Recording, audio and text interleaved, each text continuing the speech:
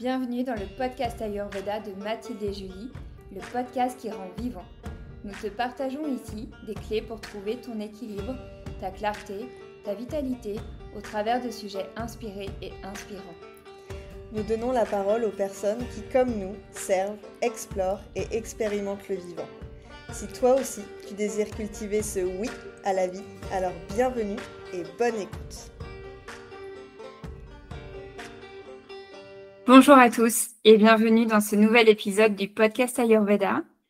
Aujourd'hui, on a le plaisir de recevoir une invitée un peu particulière qui s'appelle Rejane Despirac. Elle est autrice, réalisatrice, elle est contemplatrice et elle est aussi amoureuse du vivant, comme nous. Et ce qu'elle aime particulièrement, c'est d'inviter les personnes, les êtres, à regarder c'est joli. Et au travers de cet épisode, c'est son histoire qu'elle va nous partager, son témoignage de sa rencontre avec l'Ayurveda, ce que ça lui a ouvert, ce que ça lui a apporté et comment ça l'a guidée à réaliser un documentaire qui s'appelle Revivre une voie holistique pour guérir de l'horreur, qui parle en fait de la catastrophe qui s'est produite à Bhopal en Inde. Bienvenue Rejane, merci d'être ici. Merci à vous, c'est un bonheur. On est trop contente de pouvoir enregistrer avec toi et que tu puisses nous partager ton histoire. On a eu la chance de voir ton film à Paris il y a quelques semaines, mois, et d'avoir été très touchée par ce qui en ressort et d'avoir envie aujourd'hui que tu nous partages vraiment ton histoire et ta rencontre avec l'Ayurveda et qu'est-ce qui t'a bien sûr conduit derrière à avoir cette opportunité de parler de cet événement qui a eu lieu à Bhopal. Merci beaucoup. Par quoi voulez-vous que je commence? Peut-être tu peux commencer par nous raconter un petit peu tout à l'heure quand on préparait l'enregistrement, tu nous parlais de l'histoire avec ton fils, un peu de comment s'est déroulé pour toi l'Ayurveda. Tu nous disais que voilà, ça s'est toujours un peu imposé à toi, mais c'est jamais toi qui es venu le chercher. Et quand tu veux le mettre de côté, ça revient toujours. Peut-être de nous expliquer, de partir un peu de la base, tu vois, et ce qui t'a amené après justement à ce documentaire Revivre, etc. Ok, alors c'est parti. Donc, flashback. L'histoire commence fin 2009, donc il y a une quinzaine d'années maintenant. Mon compagnon et moi, avec des vies actives assez prenantes. Moi, à l'époque, je bossais beaucoup pour l'ONU en tant que grand reporter, donc j'étais toujours par monts et par vaux et un peu fatiguée à force, mais très impliquée dans mon travail. Et on décide à ce moment-là, on est fin 2009, d'aller passer un mois au Kerala. Moi, j'avais quelques reportages à faire, mais on s'était dit dans les interstices, on va prendre du soin pour nous. Et assez vite, on arrivait à Cochin et mon mari avait une amie qui était dans une clinique ayurvédique au sud du Kerala, à Trivandrum. Et on s'est dit, un peu sur le ton de la plaisanterie, on va aller voir cette amie dans sa clinique, on y passe 3 jours et après on repart sur les routes. Donc, arrivé à Cochin, on prend un train pour Trivandrum et on rejoint cette amie. On arrive de nuit dans cette clinique ayurvédique, on ne connaît rien à l'Ayurveda. Enfin, on a une image assez lointaine d'occidentaux fatigués qui se disent qu'ils vont… À la limite, on allait avoir quelques soins à l'huile chaude et ce serait déjà pas mal. Et on arrive la nuit et au petit matin, on nous dit bienvenue et vous allez rencontrer le médecin. Ah bon, ok, on n'est pas venu là pour ça, mais puisque c'est le protocole, on va s'y plier et on se retrouve devant un monsieur assez impressionnant de sérénité et de charisme et qui nous demande pourquoi on est là. Donc, on lui dit, on est des amis d'une de vos patientes, on est venu lui rendre visite, on est là pour 3 jours. On est un peu fatigué. Moi, mon mari a mal au dos, moi, j'ai mal à la tête. Voilà. Et dans cet instant-là, parce que cet homme avait cette capacité à créer une atmosphère propice à la confession, mon mari lui dit, et puis, on essaie d'être parents depuis 6-7 ans et ça ne fonctionne pas, on n'en fait pas un drame. Mais je pose ça là.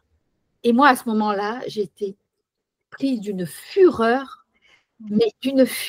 c'est-à-dire que mon intimité, qui à force de 6-7 ans d'infécondité était devenue quand même assez tabou, y compris entre mon mari et moi, y compris de moi à moi-même, se retrouver mise sur le tapis face à un homme que je ne connaissais ni d'Ève ni d'Adam. Et ça m'a blessée, mais c'est vraiment venu toucher quelque chose. Et d'autant plus que le médecin indien, il ne l'a pas dit tout de suite, mais il a trouvé ça intéressant. Je pense que dans tout le tableau qu'on est venu lui dresser, ce point-là est venu le titiller. Et donc, pendant 3 jours, on a reçu des soins assez classiques, hein, plus ou moins d'ailleurs, parce que le premier soin qu'on a reçu, c'est, je ne sais plus si ça se fait encore, mais on était par terre et ma sœur nous marchait dessus. Donc, il avait dit qu'on aurait des foot massages. Moi, je pensais qu'on allait nous masser les pieds, mais en fait, on était massés avec les pieds. Et là, je me dis, il faut vraiment que j'ai confiance, quoi. Mais j'ai compris plus tard que c'était vraiment pour nous poser. Et donc là, on avait ces soins-là, et quand on croisait le médecin dans la clinique, il commençait à me donner des petits repères du type si tu veux un enfant, fais-lui de la place. Quelle place il a dans ta vie avant même d'arriver? Et pareil, sur le moment, ça venait dire, mais de quoi je me mêle en fait? J'étais un peu blessée que cet homme vienne comme ça me percuter dans des choses que je ne voulais pas regarder, mais ça a ouvert une brèche. Tellement qu'au bout de 3-4 jours, quand moi je devais partir en reportage, on a décidé, mon mari et moi, de revenir dans cette clinique ayurvédique après mon reportage pour y passer encore une dizaine de jours. Et c'est ce qu'on a fait.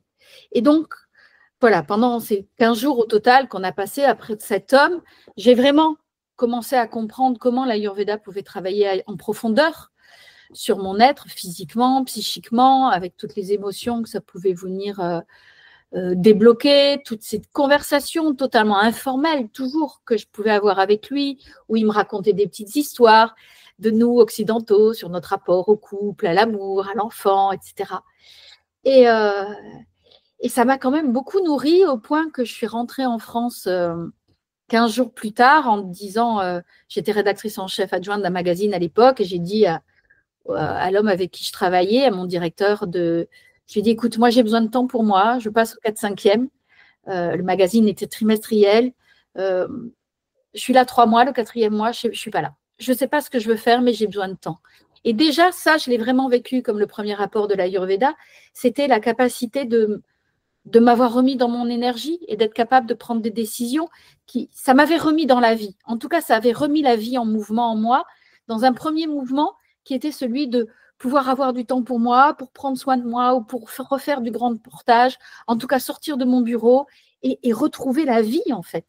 Et dans ce mouvement-là, quelques mois plus tard, alors que à peu près, quand on est rentré d'Inde, on s'est dit aussi cette conversation avec le médecin indien est venue débloquer ce tabou qu'on avait autour de l'infécondité, et on a décidé d'en avoir le cœur net. On est allé voir des spécialistes parisiens de la fécondité, on a fait des tas de tests, de tout machin, et au bout de 3 mois, le spécialiste français de la fertilité nous a dit vous n'aurez pas d'enfant, c'est clair. Vu votre âge, votre durée d'infécondité, vos taux de machin et de trucs, même les FIV ne fonctionneront pas. Si vous voulez un enfant, adoptez. Et moi, ça m'allait bien. Au moins, j'étais déchargée de ce poids d'être dysfonctionnelle, que ça n'y arriverait pas, c'était plus tabou, on ne pouvait pas avoir d'enfant. Donc, on avait rencontré ce médecin indien en décembre. Là, on était en mars. La médecine française occidentale nous disait c'est foutu. Mon fils s'est annoncé en octobre-novembre de la même année, naturellement. Et donc là, pour moi, ça a été le début d'un chemin phénoménal en me disant, la vie n'est pas qu'une mécanique biologique. Il y a derrière des processus à l'œuvre qui me sont totalement inconnus, mais qui, dans cette année que je viens de vivre, se sont mis en marche. Et qu'est-ce que c'est? Et ça a été le début d'un chemin, et personnel et professionnel, sur mais c'est quoi la vie en réalité? Et donc, pour moi, l'Ayurveda, non seulement a fait naître la vie dans mon corps, elle a fait naître la vie de mon fils, mais elle m'a fait renaître à la vie aussi dans ma capacité à m'interroger sur qu'est-ce que c'était la vie et est-ce que j'étais vraiment en contact avec elle et d'où ça vient la vie? Est-ce que ça vient d'un mouvement intellectuel? Est-ce qu'on veut la vie ou est-ce qu'on ne peut que l'accueillir? Et dans l'histoire de mon fils, je pense que le mouvement, il est passé de là à là. Je pouvais vouloir un enfant, mais c'est un enfant, ça s'accueille et le mouvement intérieur est déjà pas le même. Et Et donc, forcément, à partir de ce moment-là, l'Ayurveda a fait partie de ma vie. Quand j'ai dit au médecin indien que j'étais enceinte, il m'a dit, reviens. À 5-6 mois de grossesse, quand c'est stabilisé, reviens et on va s'occuper de toi comme on s'occupe des femmes dans l'Ayurveda. Et moi, dont les premiers mois de grossesse étaient encore très virtuels parce que je continuais ma vie, ce n'était pas visible, je ne voulais pas que seul soit, non, tout va bien. Posée en Inde, j'étais de nouveau, à part les soins qui m'ont prodigué, en contact avec mon corps, en contact avec cet enfant qui grossissait en moi. Donc là, encore une fois, c'était passé du virtuel ou très charnel.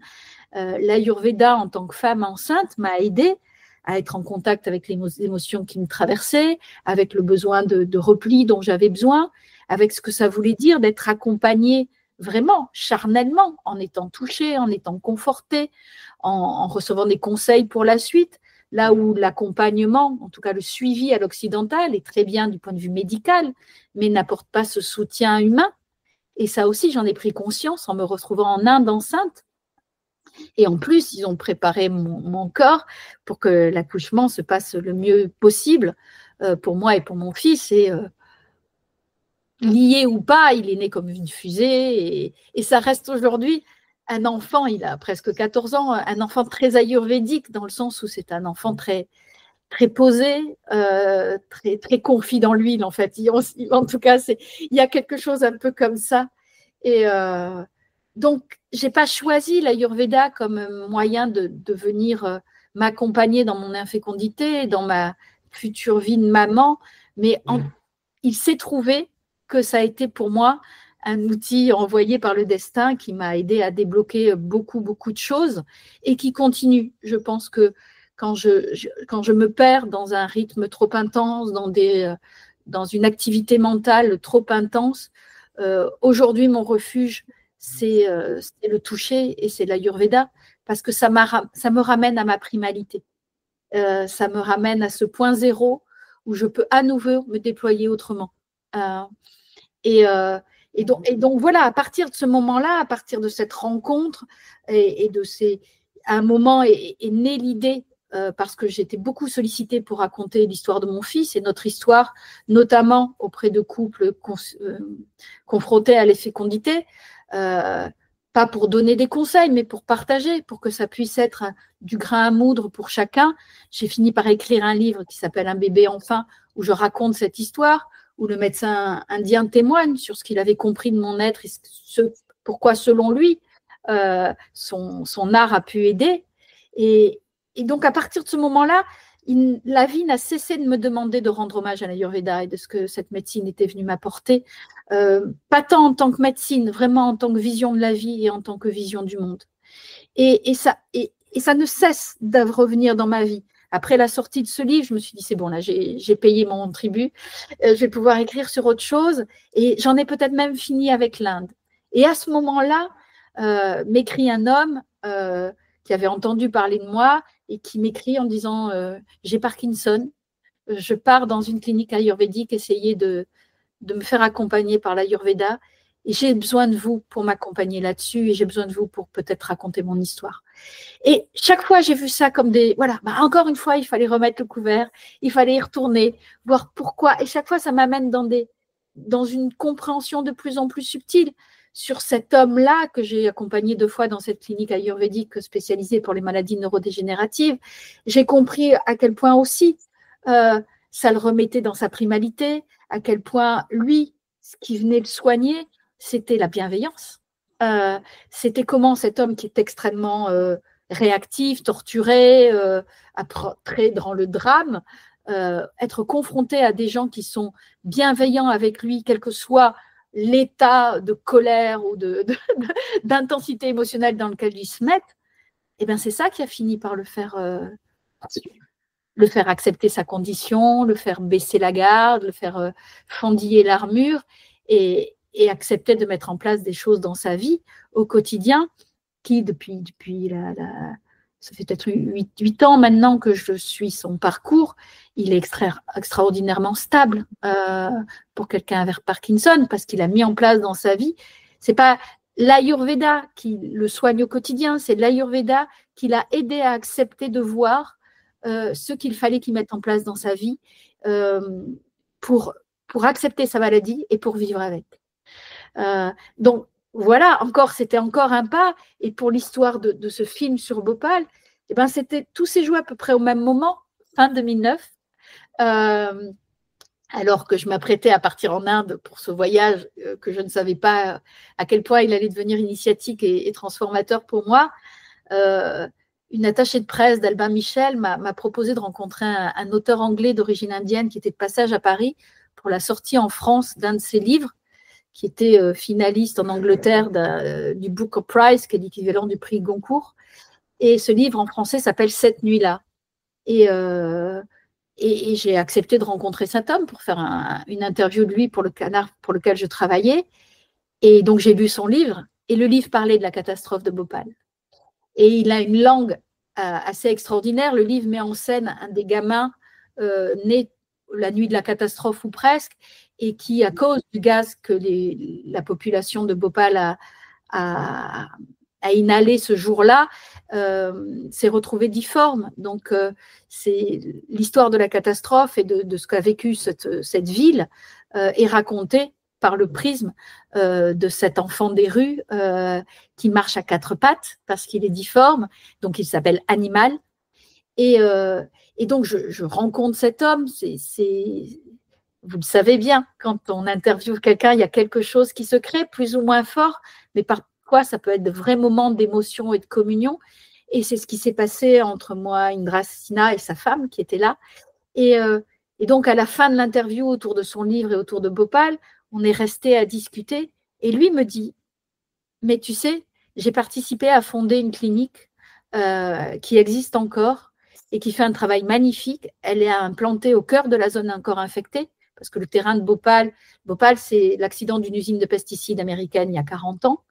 Et l'usine a fermé, mais le terrain n'a jamais été dépollué de tous les produits chimiques que l'usine y avait laissés. Et tous ces trucs étaient enterrés, mal stockés, de sorte que depuis 40 ans, ça continue de contaminer l'eau et les sols alentours. Donc, les gens qui ont vécu la catastrophe ont été malades de la catastrophe quand ils n'en sont pas morts. Ils en ont été malades chroniquement, mais les générations qui ont suivi naissent malades de la pollution laissée sur le terrain. Et il m'a dit, au cœur de cette zone encore infectée, un homme a créé un dispensaire qui soigne gratuitement les victimes par le yoga et par l'Ayurveda pour d'excellentes raisons, qui sont d'une part, ces gens sont déjà pleins de chimie. Si on les soigne par l'allopathie, on rajoute de la chimie à la chimie. En plus, ils sont tellement malades qu'ils prennent des doses de médicaments à des doses hallucinantes. On parle de plusieurs dizaines de kilos de médicaments par an. Donc, ça a fini par créer des phénomènes d'accoutumance, de dépendance, voire de nouvelles pathologies, notamment les reins qui pètent. Donc, au bout d'une dizaine d'années après la catastrophe, il n'était plus possible pour certains de les traiter par l'allopathie.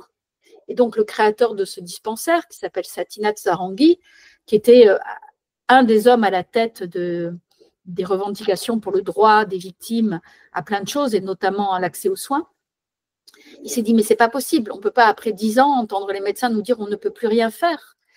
Et donc lui, qui n'est pas de Bhopal et qui a grandi dans une famille de brahmanes dans l'est de l'Inde, il avait une mère et une grand-mère qui étaient très douées pour les plantes médicinales et qui savaient les utiliser. Donc il avait cette connaissance-là et cette expérience-là, et il s'est dit pourquoi pas. Il a envoyé quelques victimes, un homme, une femme, 2 enfants au Kerala pendant 1 mois pour recevoir des soins et voir si ça pouvait les aider à aller mieux. Et quand ils sont rentrés, les marqueurs étaient significativement en faveur des soins ayurvédiques. Et donc, il s'est lancé. Il a regroupé des fonds. Il s'est aussi renseigné sur le yoga. Il est allé au Bihar, dans l'état du Bihar en Inde, pour rencontrer des gens en lien avec le yoga et le yoga thérapeutique. Et il a rassemblé tout ça dans un dispensaire.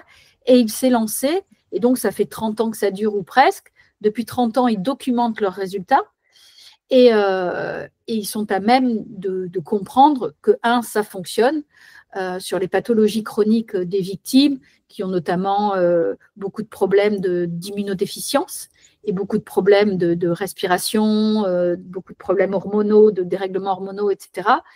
Les soins ayurvédiques, et notamment tout ce qui est panchakarma, processus de détoxification, les aident à se débarrasser de toute la chimie qu'ils ont dans le corps et donc de pouvoir être réceptifs à autre chose. Et le yoga vient booster leur défense immunitaire et leur donne des outils au quotidien aussi, pour une fois qu'ils les ont appris au sein du dispensaire et répétés X semaines avec la yoga thérapeute, pouvoir se saisir au quotidien de ces outils. Et dans le film, il y a notamment, je pense notamment là à un homme qui avait d'extrêmement gros problèmes de respiration, qui ne pouvait plus exercer son métier parce qu'il n'arrivait plus à respirer correctement. Il était dans le bâtiment, voilà. Et donc, il était avec son inhalateur en permanence, il prenait beaucoup de médicaments. Bon, ben, petit à petit, par des exercices assez simples, parce qu'il faut savoir qu'à Bhopal, dans cette zone contaminée, on est essentiellement sur des populations de basse caste et des musulmans, donc des quartiers très populaires avec des gens très pauvres qui n'ont pas beaucoup de culture, ni de culture médicale, ni de culture hindoue, etc. Donc, ce n'est pas des gens qui ont quand ils arrivent à la clinique, on leur parle de yoga et d'ayurveda, ils ne savent même pas de quoi on leur parle, en fait. Donc, ils font confiance aux médecins, c'est un soin comme un autre. Et donc, notamment en yoga, la yoga thérapeute leur montre quelques mouvements très simples au début, dans l'idée qu'il faut que ce soit simple, parce que sinon, ils vont décrocher. Donc, ils ont quelques mouvements très simples qu'ils répètent à la maison. S'ils n'arrivent pas à faire à la maison, ils viennent une fois par semaine au dispensaire. Et petit à petit, ils deviennent indépendants. Et cet homme, il a juste fait un peu de respiration alternée. Il devait le faire quelques minutes par jour, matin et soir. Et maintenant, il le fait tous les jours. Et il a commencé par arrêter les médicaments. Puis il a après pu se débarrasser de son inhalateur. Et aujourd'hui, en continuant à faire sa respiration alternée tous les jours, cet homme a retrouvé un système respiratoire normal. Et donc, Indra Sinha m'a livré cette histoire fin 2009. À l'époque, moi, je faisais déjà du yoga et puis subitement, quelques mois plus tard, l'Ayurveda est rentré dans ma vie. Donc forcément, la conjonction intérieure s'est faite et j'ai compris le cadeau qu'il m'avait fait en me livrant cette histoire et je ne l'ai jamais oublié. Et je me suis dit, un jour, j'écrirai là-dessus. Et donc, je l'ai gardé au chaud. J'ai fait un petit article un jour pour un magazine, mais de loin, sans y aller. Et en 2019, après une période où moi aussi j'avais été pas mal malade, j'avais eu une mononucléose qui m'avait entraîné 1 an de fatigue chronique. Quand j'ai enfin réussi à sortir de cette fatigue chronique, la première injonction que j'ai reçue, c'était il est temps, pars à Bhopal, pars passer du temps auprès de ces gens. Et souviens-toi ce que c'est de pouvoir se doter des outils pour guérir qui sont autres que les outils classique. Et donc, je leur ai écrit et ils m'ont dit viens dès que tu peux. Et donc, je suis partie en avril 2019 pour la première fois à Bhopal, passer du temps auprès du dispensaire et c'était très fort parce que voilà, quand on rencontre les victimes, quand on rencontre les médecins, quand on rencontre Satynath, on ne peut être que touché par comment ils font des miracles avec très peu de moyens. Et comment, notamment Satyu, qui n'est pas Bhopal, qui est arrivé le lendemain de la catastrophe, a consacré sa vie à ces gens et à leur bien-être. Et à partir de ce moment-là, je ne pouvais pas ne rien faire. Donc, j'ai écrit des grands reportages dans des journaux, mais le cadeau que j'avais vraiment envie de leur offrir, c'est celle d'un film qui témoigne de leur aventure.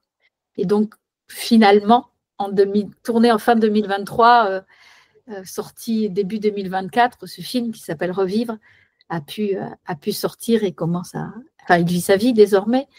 Mais encore une fois, je ne me suis pas dit intellectuellement, tiens, je vais écrire sur la plus grosse catastrophe industrielle de l'histoire, ça va être chouette, ça va être croustillant, ça c'est du sujet. Je ne l'ai pas cherché, ça m'est tombé dessus et je me suis sentie comme si Indra, qui est un vieux monsieur aujourd'hui, m'avait transmis cette histoire en me disant mais maintenant c'est ton tour. Et pour l'anecdote, après le film, je pensais en avoir terminé pour le coup. Avec Bhopal, j'avais écrit des choses, j'avais fait un film. Eh ben non, ils arrivent en France la semaine prochaine pour une tournée de plaidoyer Et la semaine prochaine, ils seront à Paris et je vais faire la tournée des popotes avec eux pour continuer à transmettre leurs paroles et leur expérience. Donc, vous le savez bien, il y a des sujets qui nous choisissent et que ce soit Bhopal ou l'Ayurveda, encore et encore, il m'est demandé de porter cette vision du monde et tout l'espoir que ça porte et toute la question que ça soulève sur quels sont les essentiels de la vie et du soin. Magnifique. En un mot. En un mot. Alors moi, je suis partagée entre vouloir te poser plein de questions et juste être là dans la digestion de ce que tu viens de nous transmettre, tu vois. C'est magnifique, merci. C'est très... Enfin, moi, je suis très émue, en fait, de ce témoignage et de ce que tu as dit, que finalement, cette rencontre avec l'Ayurveda, c'est une rencontre avec toi-même et c'est une rencontre qui t'a amené à donner la vie, en tout cas, et aussi à renaître à toi-même. Et ouais, je trouve que c'est très puissant de témoigner de ça. Merci. C'est la réalité de mon vécu, c'est-à-dire que vraiment le cadeau que m'a fait ce médecin, et c'est drôle parce que c'est un médecin qui il connaît très bien les Occidentaux et les 2 cliniques qu'il a à côté de Trivandrum sont vraiment aujourd'hui plutôt axées sur l'accompagnement des Occidentaux. À côté, il peut accompagner des Indiens, mais autrement dans d'autres structures. Et c'est quelqu'un qui est assez pas orthodoxe, c'est-à-dire que quand on se retrouve chez lui, il a assez peu de dogmes. Il ne va pas dire il faut que tu manges ça, ou il faut que tu t'isoles d'Internet, il faut que tu fasses ça, il faut que tu fasses ça. C'est quelqu'un qui connaît assez bien les Occidentaux, assez pour dire si je dis il n'y a pas Internet, tu vas manger ça, etc., je risque de crisper davantage la personne plutôt que l'aider dans son mouvement de détente. Donc lui, il me l'a dit après, a posteriori, quand on a pu avoir ce dialogue sur qu'est-ce qui s'était passé pour moi et globalement comment il aide les gens. Il dit, moi quand quelqu'un arrive, je sais, je vois, je ressens, je sais quelle est sa pathologie, mais je sais aussi les étapes qu'il va falloir que je franchisse pour l'aider à arriver, parce que lui, ce qu'il veut au final, c'est l'autonomie de la personne. Et qu'on soit à un moment assez capable de sentir moment après moment, ou période après période, de quoi on a besoin et comment on va se recentrer. Donc lui ne donne pas de conseils et il m'a dit, je crois suffisamment à ma médecine pour savoir qu'elle va faire objet par elle, elle va faire effet par elle-même.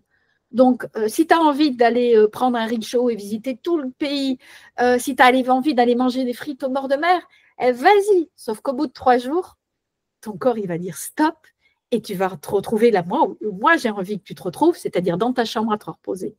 Mais il ne va pas me l'obliger. Et donc, cet homme a su, mais c'est sa science aussi, il sait trouver les moyens, et c'est là que ça rejoint ton point de vue, il remet les gens dans la vie, en fait. C'est-à-dire dans cette capacité à être en ressenti de ce qui se passe pour soi, instant après instant, à l'intérieur et à l'extérieur, dans ce mouvement perpétuel de qu'est-ce qui se passe, qu'est-ce que je ressens. Et ça, je trouve que, en tout cas pour moi, dans ce que j'ai reçu, ça m'a d'abord aidé à me retrouver, en étant touchée, en étant confortée par l'huile chaude, en ayant cet accompagnement assez subtil, émotionnel de cet homme qui me glissait des messages au moment où vous y voyez. Il y avait des petites portes qui s'ouvraient, des petits espaces où j'étais capable d'entendre, ou en tout cas de choper un truc. Dans cette finesse-là, oui, le cadeau qu'il m'a fait, c'est d'être en contact avec mes propres processus. C'est OK, là, il touche un truc que je ne veux pas voir. Là, ça touche un truc que je ressens. Et donc là, petit à petit, il y a eu ces 15 jours d'Ayurveda, les premiers, mais après, ça a cheminé pendant 3 mois, 6 mois. J'ai cheminé avec ça en me disant, mais punaise, qu'est-ce que ça vient toucher? Quand je suis capable aujourd'hui de dire, la vie ne se veut pas, ça s'accueille, je ne l'ai pas compris tout de suite. C'est tout le chemin que ça m'a fait faire, et y compris sur le mouvement que ça a créé en moi. C'est-à-dire que quand je suis rentrée, il m'avait bassiné avec ces histoires de bébé. Mais la question que ça me posait, c'est est-ce que je veux vraiment un enfant? il a raison. Est-ce que je ne le veux pas intellectuellement parce que l'heure tourne, parce que voilà. Mais est-ce que je le veux vraiment? Et le premier mouvement de vie dans lequel ça m'a mis, c'est de me dire, moi, je fais ce boulot parce que j'aime être sur le terrain. Donc, je repasse sur du temps sur le terrain. Et avant que mon fils s'annonce, j'étais à 2 doigts de me dire, je m'installe 3 mois par an en Inde et je fais mon boulot de reporter en Inde parce que cette terre me nourrit, parce que j'aime être là, parce que j'ai 1000 choses à en apprendre. C'est pas ce qui s'est passé, mais on peut dire que moi, mon chemin vers la maternité a commencé par me barrer de chez moi en réalité.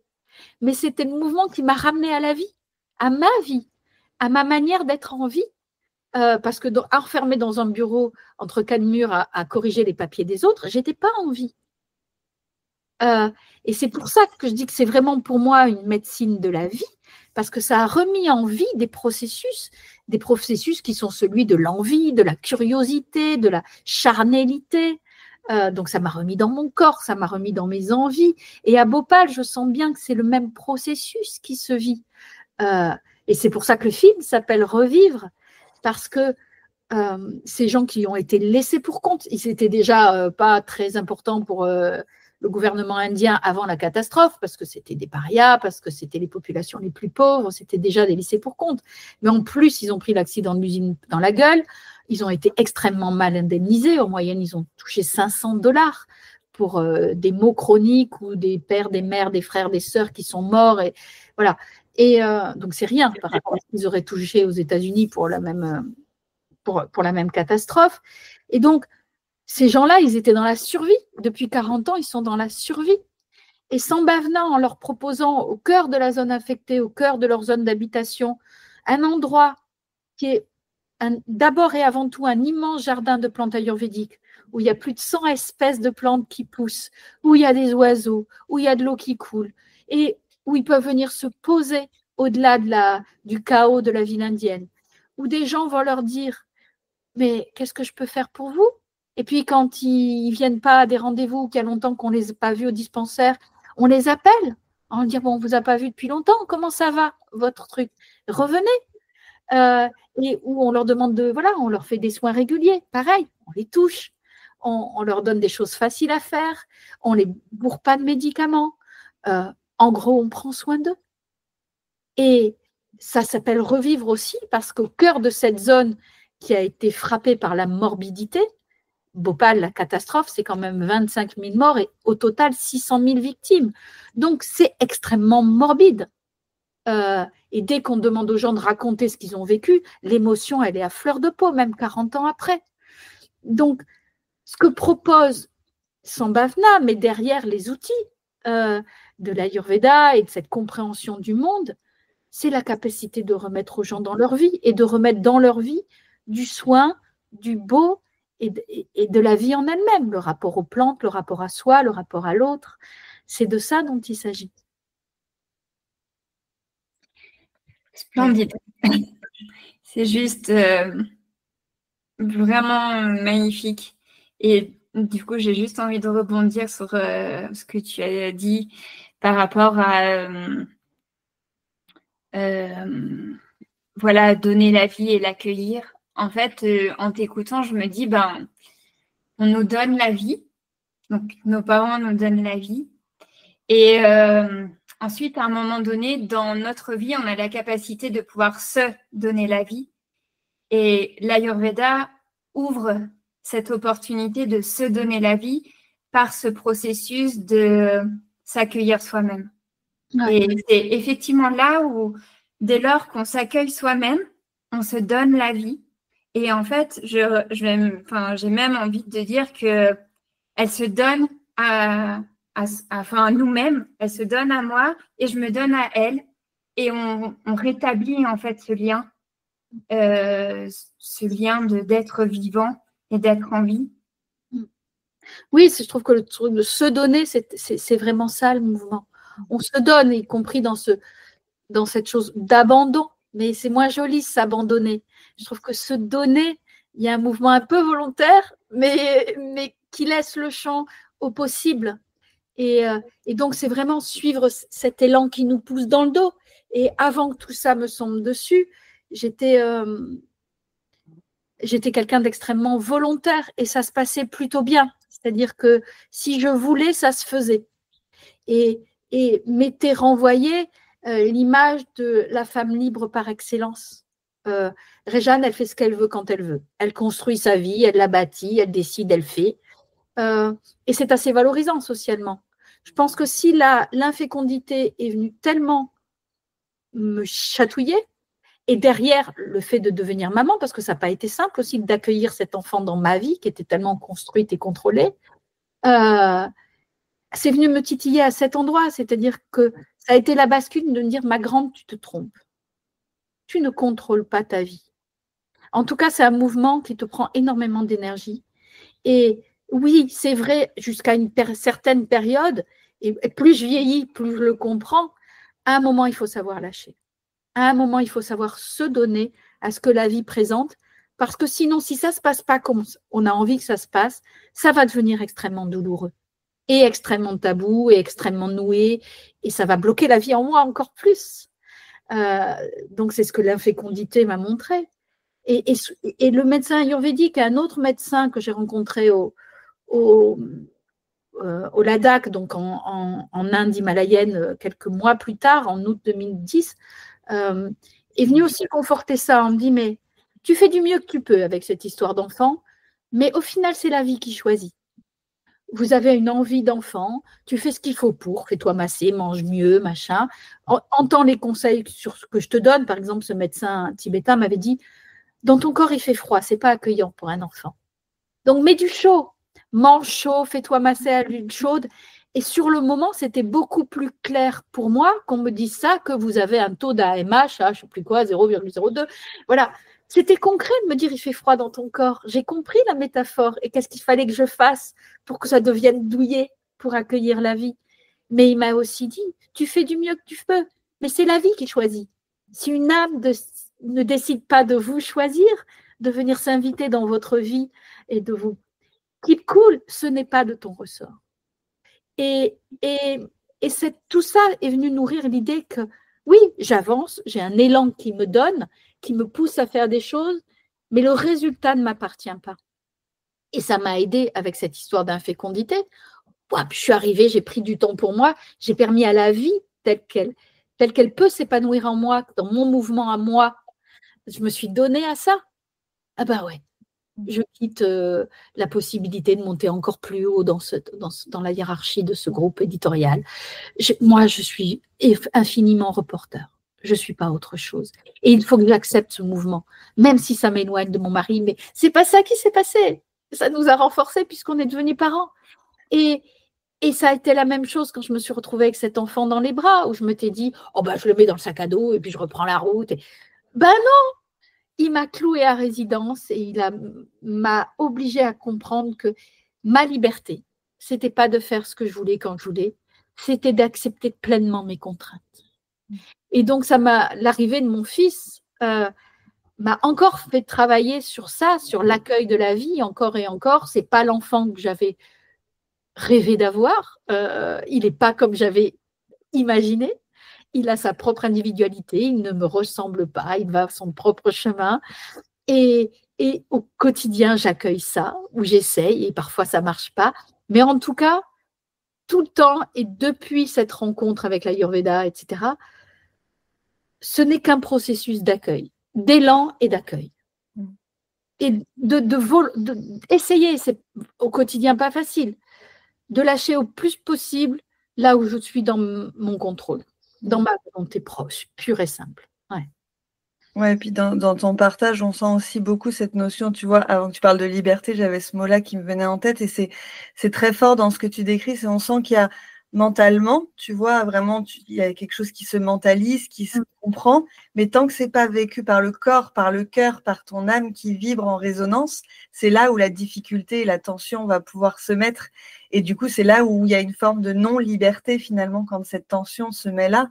Et du coup, là, dans tout ton témoignage, aussi bien au travers de la découverte de ta maternité, mais aussi, tu vois, dans le documentaire Revivre que tu as pu faire, etc., il y a vraiment cette notion-là que la liberté, elle ne se retrouve pas forcément là où on pense la vouloir et que finalement, quand on cherche une forme de liberté, c'est là où on vient se congestionner parce qu'on est dans cette notion de vouloir et plus d'être dans le « je suis » et d'être dans l'être. On cristallise quelque chose et c'est pour ça que le terme de Julie est juste se donner. C'est-à-dire qu'on sent bien que quand on se donne, c'est un être plus profond ce que le retour à soi, c'est généralement pas le retour au personnage social qu'on s'est créé, c'est plus profond que ça. C'est quelque chose de plus paisible, de plus ouvert, de plus détendu. Voilà. Et donc, quand on revient à soi et quand on se donne, c'est l'être qui est en deçà de la personnalité construite, égotique, etc. Et je trouve que, en tout cas, moi, mon outil au quotidien, quand voilà, je suis dans mon effervescence et que je sens que ça crispe, pouvoir m'accorder un soin ayurvédique ou accompagné d'une manière ou d'une autre, mais pour moi, en tout cas, l'ayurveda, par le simple fait d'être touché, parce que c'est mon besoin, me ramène à ça.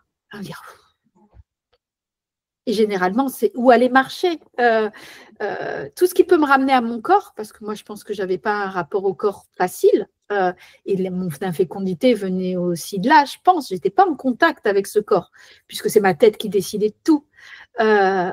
Pouvoir être à intervalles réguliers, de nouveau dans mon ancrage, dans l'ancrage de mon corps, et de faire confiance à cette intelligence-là, que ce soit dans sa fatigue ou dans son élan, me permet d'être dans une part de mon être qui est plus profonde et qui est plus juste.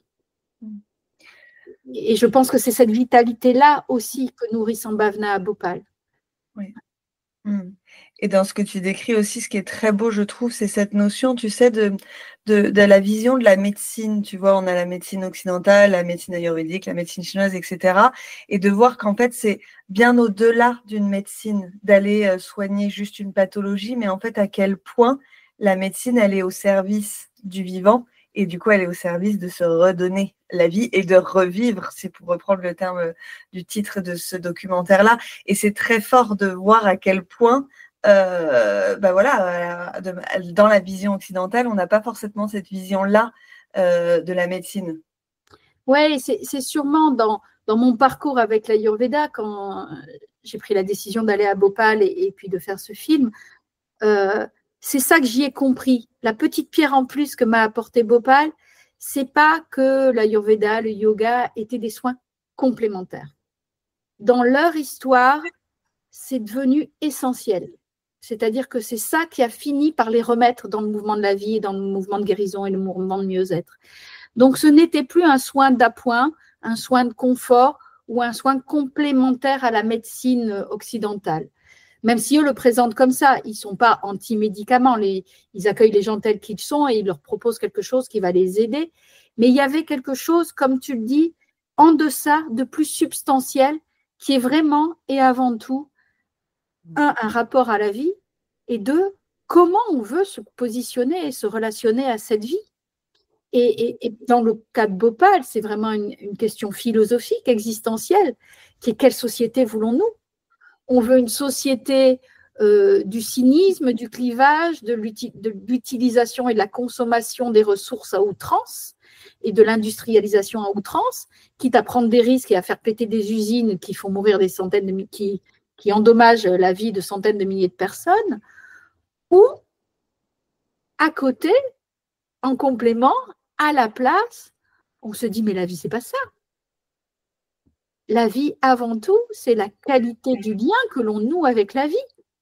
Donc, la qualité du lien que l'on noue de soi à soi, la qualité du lien que l'on noue de soi à l'autre, et la qualité du soin que l'on noue avec les ressources naturelles et la nature qui nous entoure, l'environnement qui nous entoure.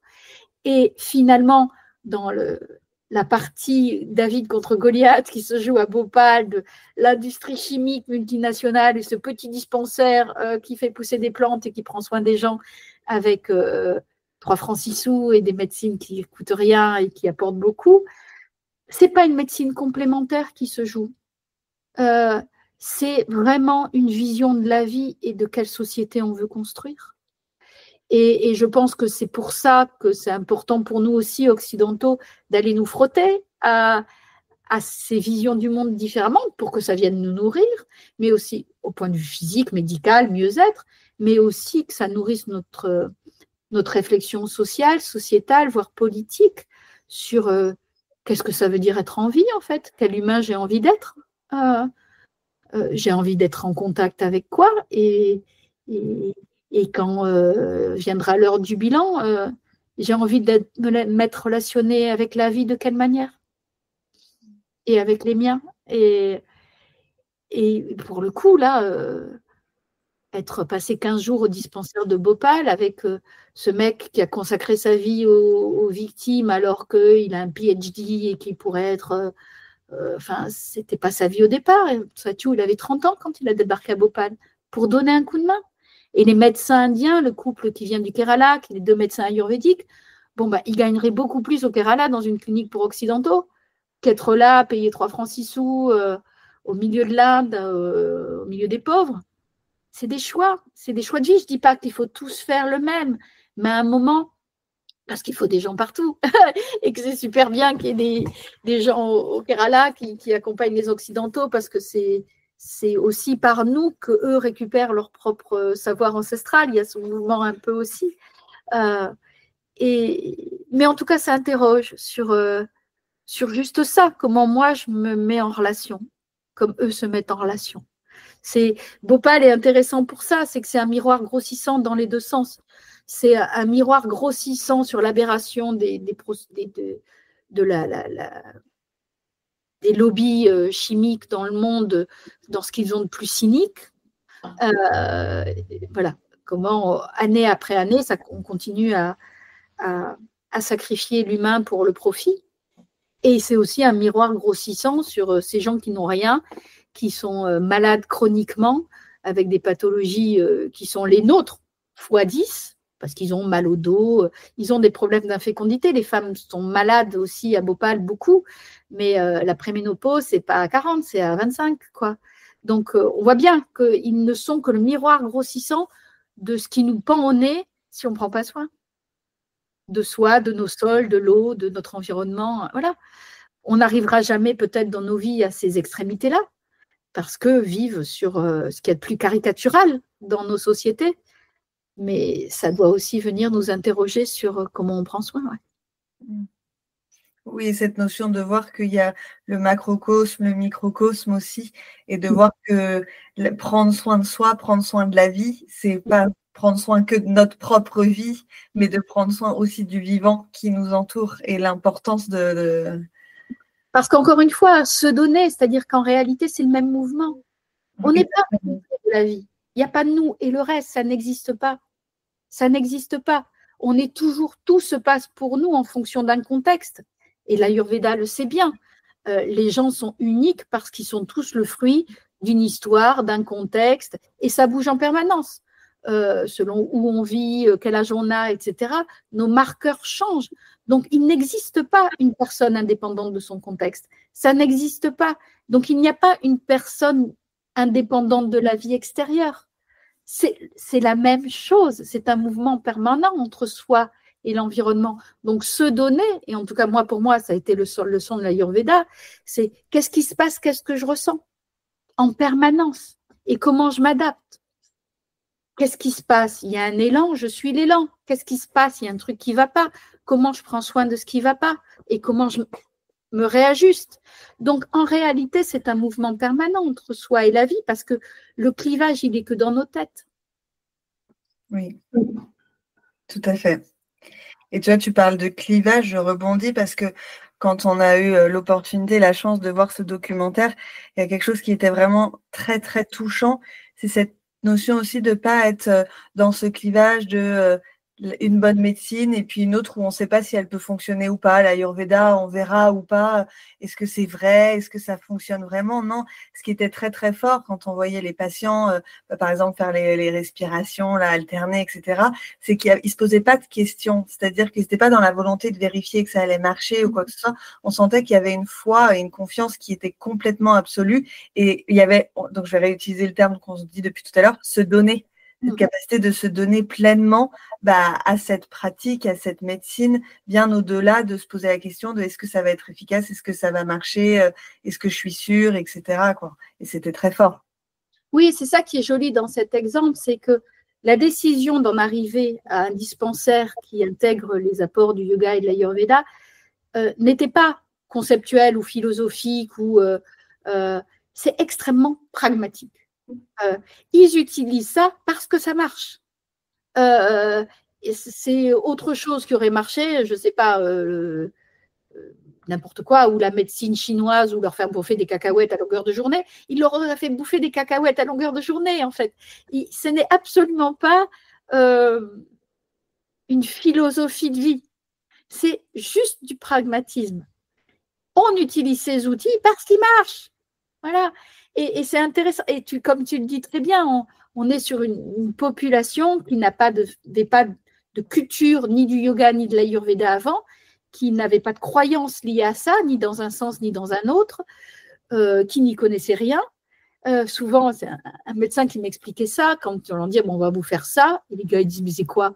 Alors ils leur disent vaguement c'est avec les plantes, ou vous connaissez l'homéopathie, bon, mais c'est aussi une autre médecine, un peu comme ça, un peu naturelle, mais ils ne peuvent pas leur expliquer dans le détail, ni les doshas, ni les machins, parce qu'ils ne comprennent rien, en fait. Et puis, ce n'est pas le sujet, c'est-à-dire que c'est mon premier médecin indien qui m'avait dit ça, notamment comment il navigue avec les gens en fonction de ce qu'il ressent. Il y a beaucoup d'Occidentaux qui ont besoin d'abord de comprendre avec la tête pour pouvoir que le corps s'ouvre. Ils ont besoin de comprendre.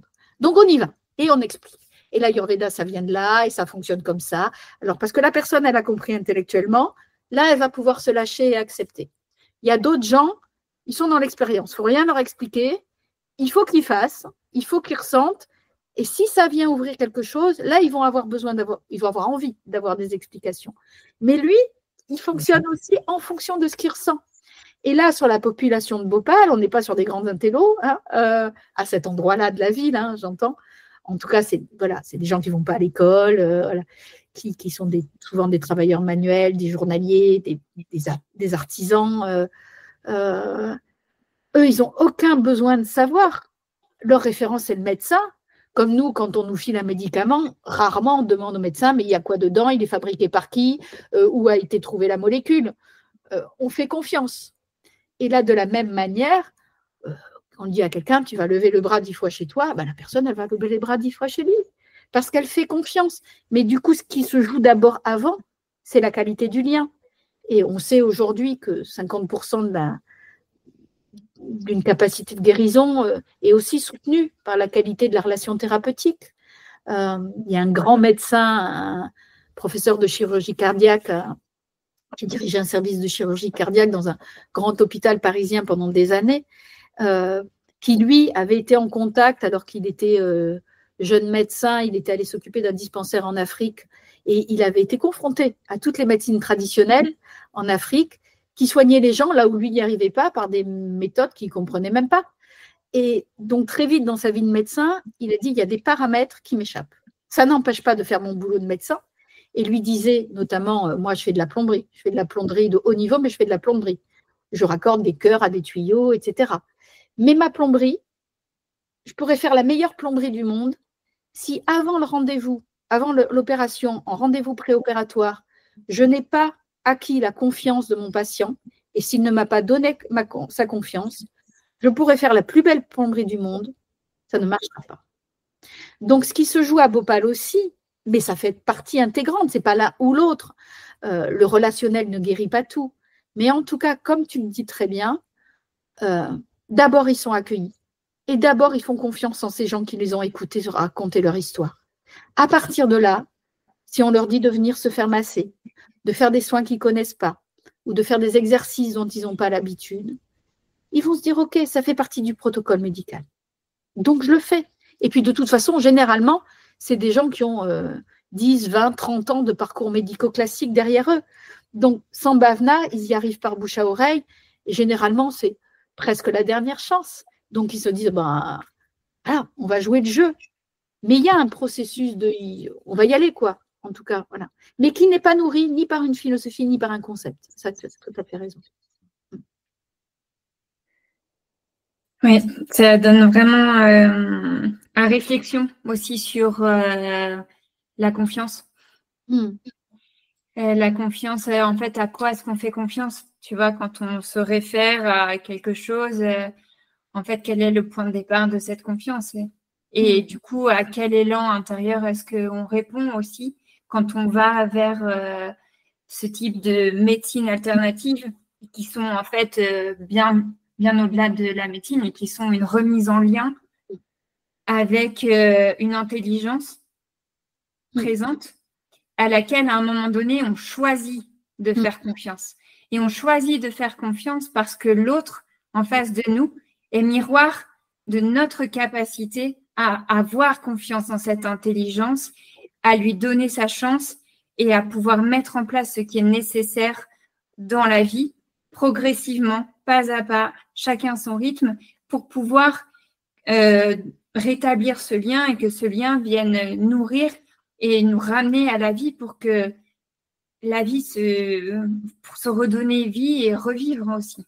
C'est vrai, et pour l'écriture de Un bébé enfin, le livre autour de l'histoire de mon fils, et puis au-delà, réflexion sur la vie et sur la maternité, j'avais interrogé un médecin, donc un médecin traditionnel qui a son cabinet dans le 8e, voilà, mais qui est aussi fervent praticien et du yoga en tant que thérapie et des plutôt médecine chinoise, etc.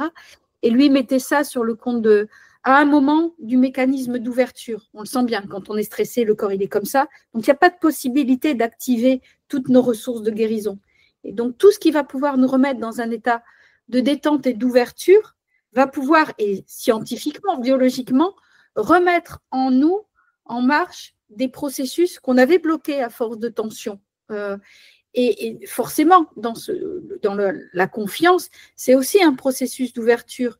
Et si la personne en face de moi, mon praticien, mon médecin, est dans cet état d'ouverture où je sens que sa curiosité ou son envie de me faire du bien, elle est sincère, ça va créer en miroir chez moi cette capacité à m'ouvrir aussi, donc à m'ouvrir à lui, mais à m'ouvrir physiquement et donc à remettre en mouvement des processus vitaux.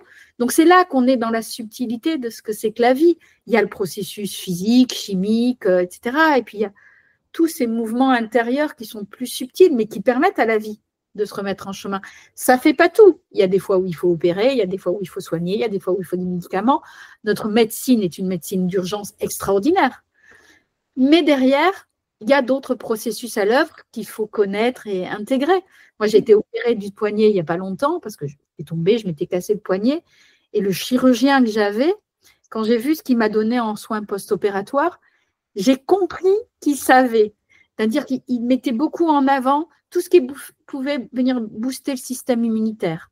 Parce que pour que je récupère de mon opération, pour que tout puisse se reconstruire en moi, il y avait le boulot de la chirurgie, mais il y avait aussi le boulot de tout ce que mon système immunitaire, une fois costaud, va pouvoir venir prendre en charge.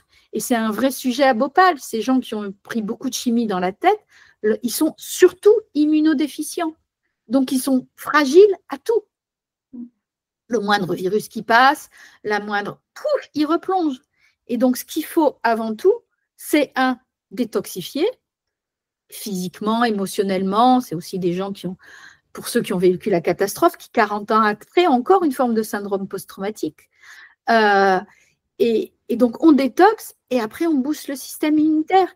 Et avec ça, la capacité à se faire du bien ou à moins être fragile aux aléas, elle est réelle.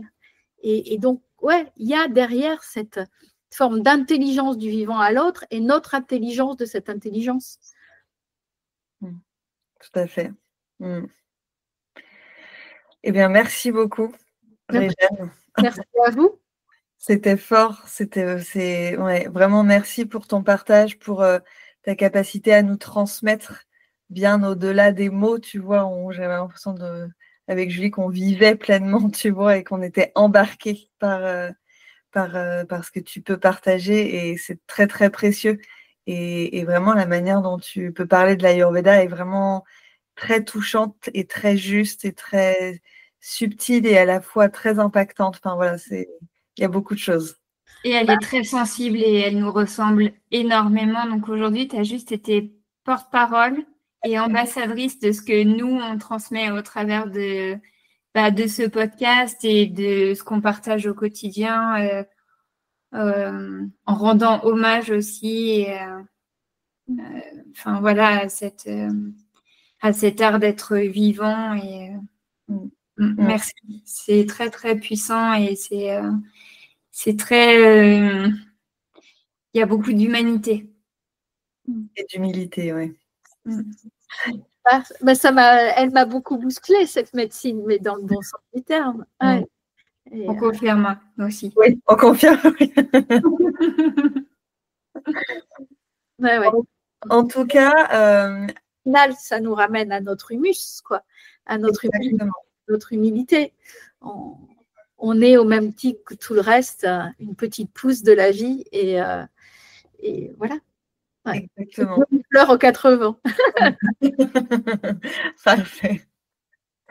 Et du coup, j'en profite pour dire, tu vois, tu nous parles de fleurs, j'en profite aussi pour dire à nos auditeurs que tu viens de sortir il y a un tout petit mois un magnifique livre que tu as appelé La puissance discrète des fleurs et qui, au travers de tout ce que tu nous racontes, est purement de l'Ayurveda, sur une forme de contemplation aussi. Donc voilà, il vient de sortir et puis on va mettre de toute façon, comme d'habitude dans la newsletter et puis dans les informations du podcast, vous pourrez avoir du coup comment visionner le documentaire Revivre, où te rencontrer, où te trouver, où est-ce que les gens puissent se procurer ton livre. Et puis voilà, même le livre aussi sur l'histoire de ton fils qui est passionnante aussi. Donc voilà, on mettra toutes les informations en descriptif.